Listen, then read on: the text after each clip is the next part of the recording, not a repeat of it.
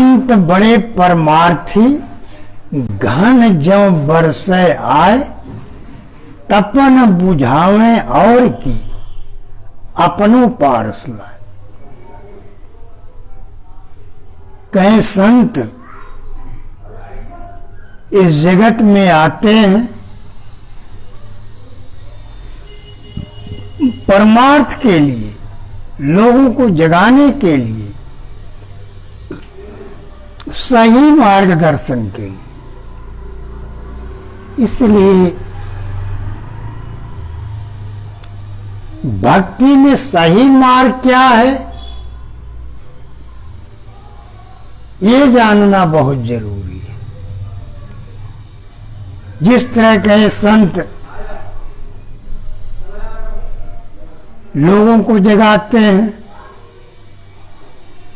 कहे सरवर तरवर संत जन, चौथा बरसे में परमार्थ के कारण चारों धारे दे। कहे तालाब झील, इसमें तमाम पक्षी जानवर सब अपनी प्यास बुझाते, लेकिन वो किसी से पानी का पैसा नहीं वसूलते।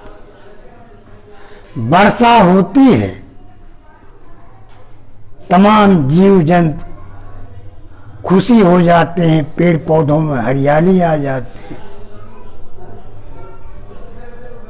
हर तरफ शीतलता की लहर बहने लगती है।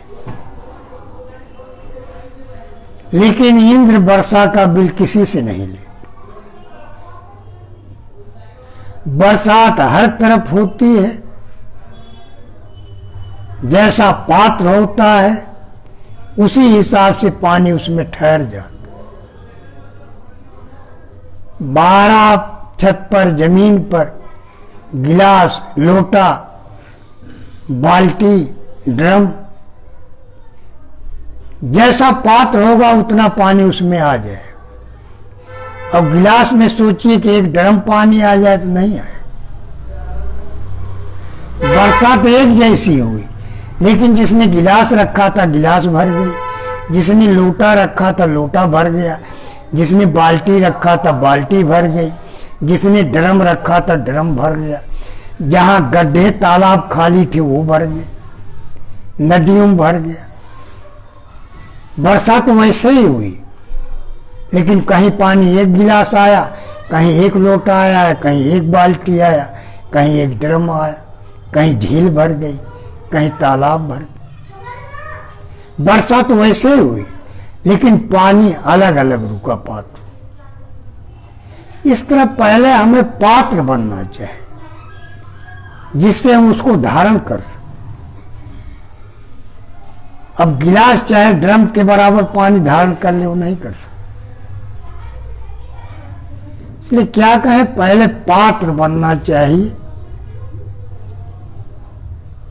जो अधिक से अधिक धारण कर सके। धारण करने की क्षमता होनी चाहिए, योग्यता होनी चाहिए।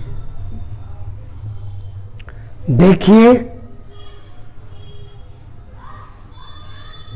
हमारे संतों ने बहुत तरह से समझाया है, लेकिन दुनिया आज उल्टा समझती है। जो संत है उसको तो पहचान नहीं पाती। भागती कहाँ, असंत के पास, जिनका बड़ा बड़ा मंदिर हो, बड़ा बड़ा आश्रम हो, बड़ी बड़ी गाड़ियां, वहां भाग के जाते हैं हाथ जोड़ के, वहां गिर जाए। ये नहीं देखें पता नहीं ये व्यभिचारी है, दुराचारी है, कैसा मंदिर देख के वह खुश हो जाए तो बहुत बढ़िया बना, बहुत बड़ा है। लेकिन वो कैसा है जो संचालन कर रहा है, जो सबको चेले बना रहा है, उसके पास क्या है, ये किसी ने देखा? इसलिए कहें भेष देख मत लीजिए, पूछ लीजिए ज्ञान, मोल करो तलवार का, छाण दीजिए न। कि साधु का भेष देख के मत खुश हो जाओ, तो बहुत बड़ा मंदिर है, तो बहुत बड़ा। ये पता करो कि उसके पास वो चीज है भी या नहीं जिसकी तुम्हें तलाश। कहीं जिस वस्तु को ढूंढने जा रहे हो यदि उसके झोले में है तभी मिलेगी, यदि झोली में नहीं है तो कतई नहीं। क्योंकि जिस रत्न की तलाश है तुम्हें वो वहां होना जरूरी है।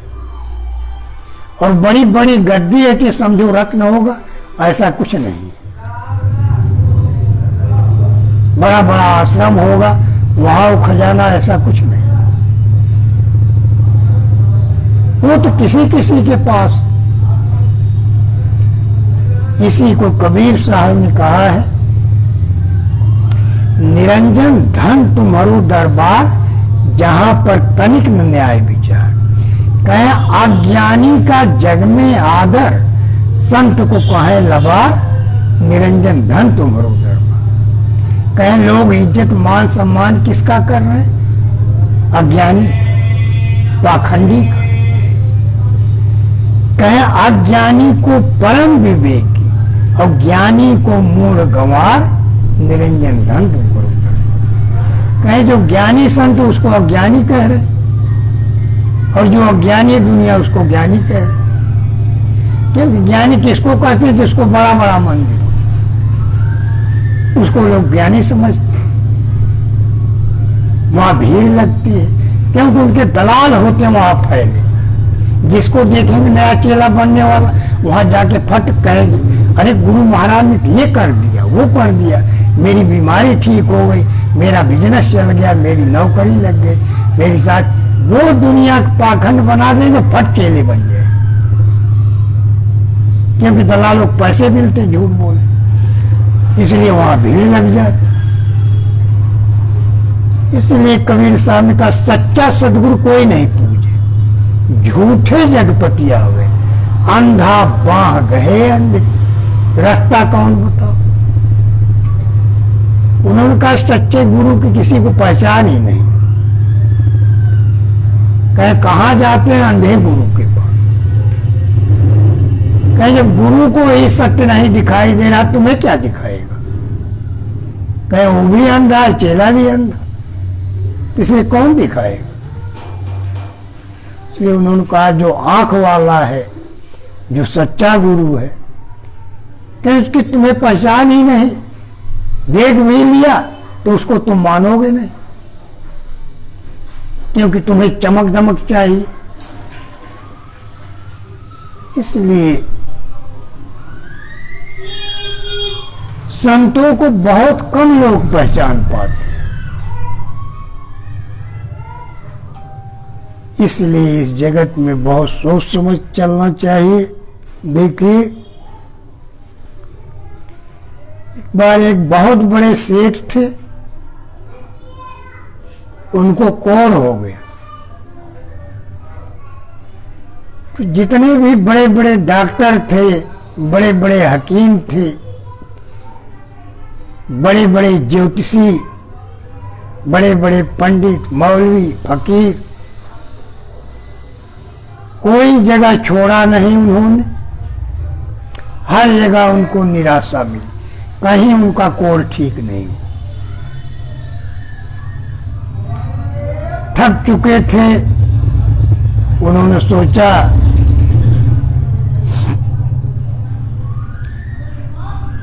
कि कहाँ जाएं, कैसे क्या करें कि ठीक हो जाए।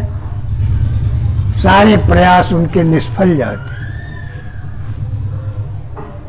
तो एक बार एक संत मिला, उससे भी उन्होंने कहा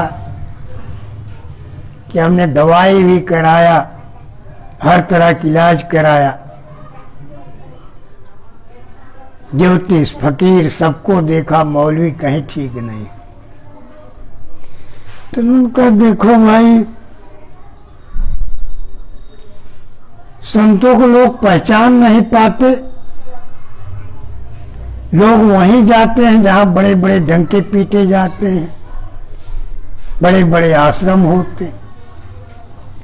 और जो वास्तव में संत है उसको कोई जानता नहीं। तो उसने पूछा, क्या कोई है ऐसा जो ठीक करता हो? उन्होंने कहा, है तो सही, लेकिन तुम्हें विश्वास नहीं होगा। उन्होंने कहा, नहीं, बताओ, हम विश्वास करेंगे। तो उसने कहा कि हमारे गुरु महाराज हैं जो ऐसा कर सकते हैं, लेकिन तुम विश्वास नहीं करो। उसने कहा, नहीं महाराज, मैं करूंगा, हमें बताओ। तो उन्होंने बता दिया तो जाने लगा। फिर उन्होंने कहा, जा तो रहे हो लेकिन तुम विश्वास नहीं करो। तो उसने कहा, नहीं भाई, मैं विश्वास करूंगा। तो उन्होंने कहा, जाओ फिर उनकी वहां सेवा करो, वो जब चाहेंगे तुम ठीक हो जाओ। उसने कहा, अच्छा। तो सेवा में लग गए, करने लग गए। धीरे धीरे सब ठीक होने लगा। कोढ़ उनका ठीक होते होते थोड़ा सा रह गया था। तब उनके गुरु महाराज सत्संग सुना रहे थे।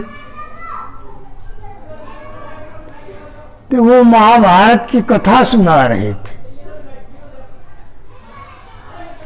सुनाते सुनाते एक ऐसा प्रसंग आया जब युद्ध का अंतिम पीरियड चल रहा था। भीम के सामने दुर्योधन आ गया और आखिरी युद्ध था। भीम उसको देखते ही आग बबूला हो गया, क्योंकि उसको मारने की भीम ने प्रतिज्ञा लिया था कि मैं इसका वध अवश्य करूं। भीम के वो बात याद आ गई जब लाक्षागृह में पांडवों को जलाने का प्रयास किया था कौरव। तो भीम का क्रोध और बढ़ गया और आग बबूला हो गया। और एक बार खीर खिलाने के बहाने भीम को जहर दे दिया था कौरवों ने। जहर देने की बात आई और आग बबूला हो गई। फिर द्रौपदी को दुर्योधन नंगा करवा रहा था, वो बात आते बहुत ज्यादा आग बबूला हो। जिस हाथी पर बैठा था भीम ने इतना गुस्से में उठा के फेंका कि वो हाथी पृथ्वी की जो आकर्षण शक्ति उससे ऊपर चला गया। तो गुरु महाराज सुना रहे थे कि 5 हाथी उसने फेंका जो आज तक वायुमंडल में तैर रहे। तो जो गया था उनकी सेवा करने, उसने कहा, ना, मैं तो ये बात मानूंगा। ऐसा कैसे हो सकता है? उतना दिन हो गया फेंके हुए हाथी आज तक नहीं गिरा, मैं कतई नहीं मानू। तो गुरु महाराज ने कहा, नहीं बेटा, ये सही बात है। बहुत सी बातें जो असंभव लगती है, इसी तरह संतों की बातों असंभव होती, लेकिन उन पर विश्वास करना चाहिए। ना, मैं ये बात नहीं मानू। तब उन्होंने अपनी योग शक्ति से एक हाथी गिरा के दिखाया कि देख, ये अटका हुआ, तब अब मैं अपनी योग बल से गिरा रहा। तब वो माना, तब उनके पैरों में गिरा। तब गुरु महाराज ने कहा, देखो, इतनी सेवा किया था तेरी, सब को ठीक हो गया था, जरा सा रह गया था, लेकिन तूने मेरे ऊपर संशय कर लिया, अब ये ठीक नहीं हो।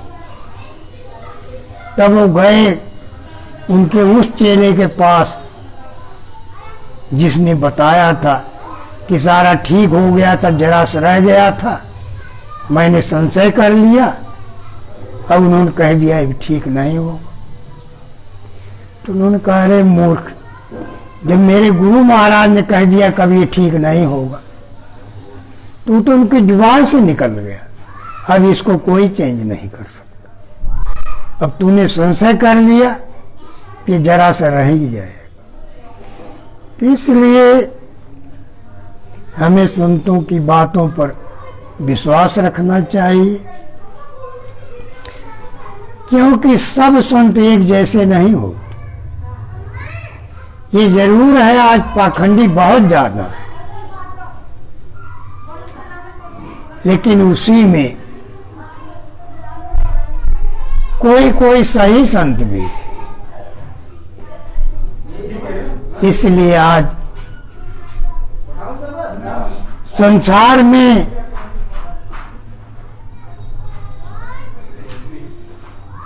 लोग पाखंडियों की जिस तरह देखभाल करते हैं, सच्चे संत को भी वैसा ही समझते हैं। क्योंकि कहावत है कि एक मछली सारे तालाब को गंदा कर देती है। इसलिए हमें सबको एक जैसा नहीं समझना चाहिए, क्योंकि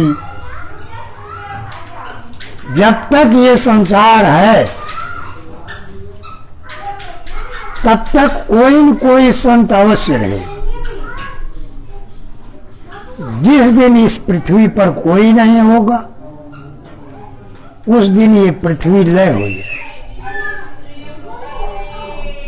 चांद तारे सूरज सब धीरे धीरे विदा हो जाए। इसलिए संसार में जो भी सुख शांति कायम है वो संतों की वजह से है, उनकी कृपा की वजह से है। इसलिए कहें संत न होते जगत में, कहे आग लगी संसार में जरी जरी परे फुहार, संत न होते जगत में तो जल मरता संसार। कहीं संसार में आग लगी हुई है,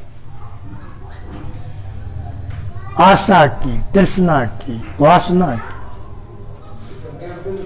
काम की, क्रोध की, कहीं इसकी आग लगी हुई दुनिया। लेकिन ये शीतल जो थोड़ी बहुत होती है संतों की कृपा के कारण होती है, उनकी मेहर के कारण होती है। इसलिए हमें हर एक को एक निगाह से नहीं देखना चाहिए, क्योंकि इस संसार में भारत में एक से एक संत हुए,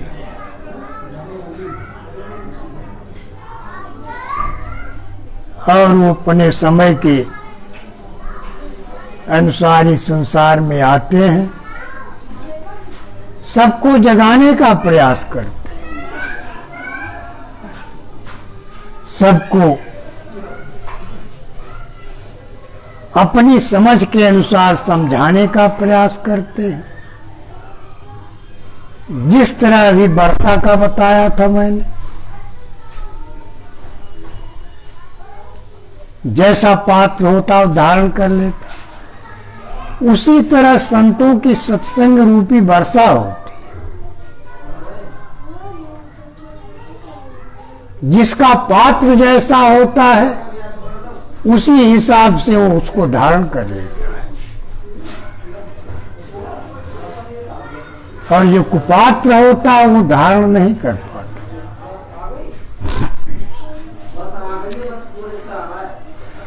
इसलिए हमें उस योग्य बनना है जिससे हम उस नाम को जो विलक्षण है, बेमिसाल है, सर्वशक्तिमान है, सर्वज्ञ है, उसको जानने के योग्य बन जाए। क्योंकि नाम जिसका दुनिया गुणगान कर रही है, जिक्र कर रही है, उसको शायद ही कोई जानता है। कहे ऐसा अभिगत नाम है, आदि अंत नहीं कोई, वार पार कीमत नहीं, अचल निरंतर सोए। कहे उस मालिक का ऐसा नाम है जिसकी कीमत देने के लिए, अदा करने के लिए ना इस लोक में कुछ है ना उस लोक में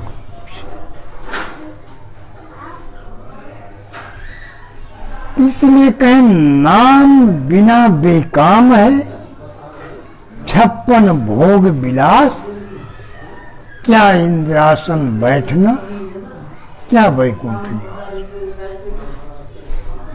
कहे उस नाम में ऐसा आनंद है जैसा ना ही 56 प्रकार के भोजन में है, ना ही इंद्र के इंद्रासन में। कहे सब आनंदों से परेवान, उसके सामने इंद्र का इंद्रासन भी तुच्छ। कहे 7 गांठ कोपीन में साधु रहे निशंक, अमल नाम रमता रहे, गिने इंद्र को। कहे ऐसा साधु जिसके कपड़े इस तरह फटे हों, 7 गांठें लगी,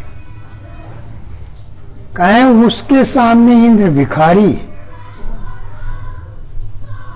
यदि उस नाम को जानने वाला, इसलिए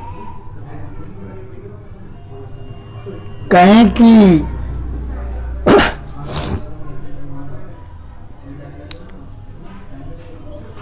वही नाम जो है सबका मंगल करने वाला है, सबका कल्याण करने वाला है, सबका हितैषी है, सभी के पापों को काटने वाला है। इसलिए उस नाम को जानने का हमें प्रयास करना चाहिए। कहे जाकी गांठी नाम है, ताकि है सब सिद्धि, कर जोड़े ठाढ़ी रहे, 8 सिद्धि 9 निधि। कहे कि वो ऐसा नाम है जिसको जानने के बाद किसी भी सिद्धि की साधना करने की आवश्यकता नहीं। कहे सारी सिद्धियां उसके सामने आकर हाथ जोड़ती कि महाराज हमें सेवा का मौका दो। लेकिन सच्चा साधु उनका इस्तेमाल कभी नहीं करता। कहे मान बड़ाई की करे, मुख से कबहु न बात, 8 सिद्धि 9 निधि को साधु मार्ग। कहे साधु रिद्धि सिद्धि में नहीं उलझता, मान बड़ाई में नहीं उलझता। वो वही करता है जो परमात्मा की निगाह में करने योग्य हो, जो धर्म के अनुकूल हो। जो काम धर्म के विपरीत होता है सच्चे संत उस काम को नहीं करते। इसलिए हमें सोच समझ के चलना है, अपने जीवन का कल्याण करना है। क्योंकि कहें मानुष जन्म अनमोल है, मिले न बारंबार, तरुवर से पत्ता गिरे फिर नहीं लागे डाल। जिस तरह कहे पेड़ से पत्ता गिर जाता है तो दोबारा उस डाली में नहीं लगता, इसी तरह एक बार मनुष्य का जीवन छूट जाता है तो दोबारा मिलना बड़ा मुश्किल हो जाता है। कहें जन्म जन्म के शुभ कर्मों का होता है जब तक मेल नहीं, मानुष का नर्तन पाना कोई बच्चों का खेल नहीं। कहें मनुष्य का जीवन परमात्मा की बड़ी कृपा होने के बाद मिलता है, और मिल जाता तो हम कौड़ियों के दाम लुटा देते, सिर्फ अय्यासी और मौज मस्ती बिता देते। लेकिन जो हमारे मनुष्य जीवन का मेन उद्देश्य परमात्मा से मिलन, उसको हम भूल जाते, वो रह जाता है। अब मैं यहीं विराम देता हूँ।